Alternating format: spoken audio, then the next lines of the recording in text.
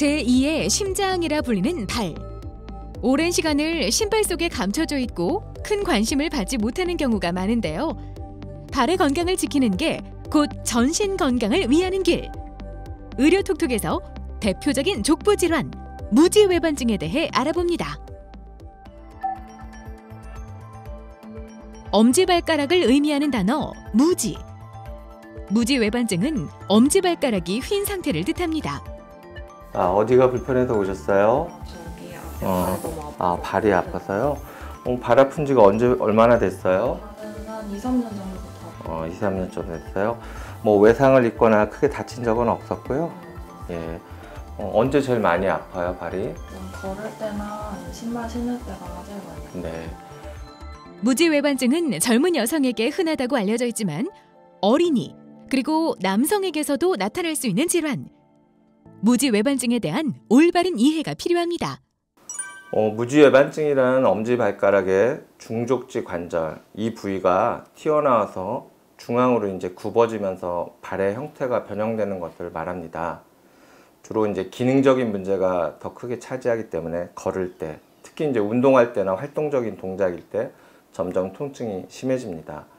이런 증상들을 방치하면 점점점 진행되면서 발가락 사이에 뼈 간격이 좁아지고, 그러면서 지간신경염이 발달해서 찌릿찌릿한 통증과 화끈거리는 통증이 발생하게 됩니다.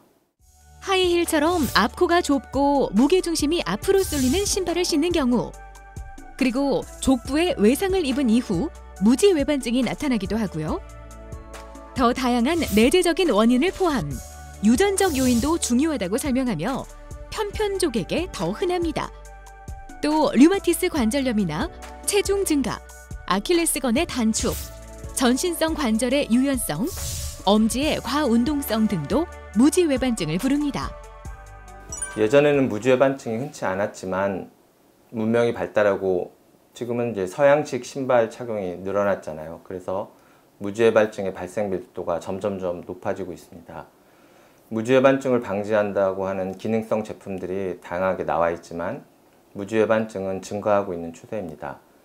가장 흔한 족부 질환으로 전 인구의 약 2% 내지 4%가량이 발생하고 있고, 아직까지는 남성보다는 여성에게서 많이 발생하고 있는 추세입니다.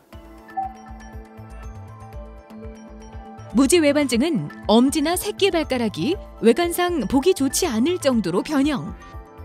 돌출 부위가 신발에 부딪혀서 통증을 야기하고요. 엄지발가락 부위에 염증이 생기고 심하면 피부 괴사로도 이어집니다.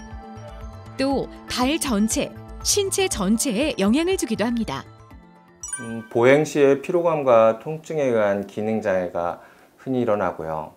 특히 이제 발바닥 바닥 쪽에 굳은 살이 생겨서 격심한 통증을 발생합니다. 또 심한 경우는 두 번째, 세 번째 발가락 사이가 겹치면서 탈구되기도 하고 퇴행성 관절이 생겨서 관절이 변형되기도 해요. 이런 증상들이 계속되면 일상생활에도 문제가 생기는데요. 걸을 때 신체를 지지하고 추진력을 주어야 되는 엄지발가락의 기능이 중요한데 이 제 역할을 하지 못하게 됩니다. 그러면 다른 발들의 부위에서도 변형이 되거나 2차적으로 통증이 발생하게 됩니다. 무지외반증은 외형적 변형만으로도 진단할 수 있지만 좀 더 정확한 확인이 필요합니다. 뼈의 모양과 관절 변형으로 인한 뼈 각도의 변화를 알기 위해 X선 촬영을 시행하고요. 또 다른 대표 검사인 초음파에서는 발바닥이나 발등의 혹이라든지 뼈와 뼈 사이의 간격을 통해 추가적인 문제를 확인. 필요에 따라서는 기타 정밀 검사도 이루어집니다. 무지외반증에 대한 궁금증 첫 번째. 무지외반증은 휘어진 각도가 치료의 기준이다. 일반적으로 20도 이상 휘어지면 무지외반증이라고 하는데요. 무지외반각이 아주 커도 증상이 없는 경우도 있고, 외반각이 크지 않아도 조금만 걸어도 통증이 심한 경우도 있습니다. 그래서 각도만을 기준으로 질병이라 판단하기는 어렵습니다. 그러나 분명한 것은 변형도가 크고 통증이 심한 경우는 기능장애도 크므로 분명히 치료 대상이 되는 질환이라고 볼 수 있습니다. 그래서 개인이 느끼는 증상에 따라 치료 기준이 달라질 수 있습니다. 무지외반증에 대한 궁금증 두 번째. 무지외반증의 치료, 수술이 정답이다. 환자분들이 느끼는 증상이나 심각성, 목적에 따라서 치료는 보존적 치료와 수술적 치료로 나누어 볼 수 있습니다. 보존적 치료는 통증이 심하지 않거나 증상을 조절할 목적으로 근본적인 교정 치료는 될 수가 없습니다. 심한 변형으로 통증이 계속 악화되거나 환자 스스로가 모양 변형으로 인한 교정을 원하는 경우에는 수술 치료를 고려하게 됩니다. 수술 후에는 물리치료나 운동치료 등이 이루어져야만 합니다. 무지외반증 환자는 볼이 넓고 굽이 낮은 신발로 교체하고 교정 안창 등을 활용할 수 있습니다.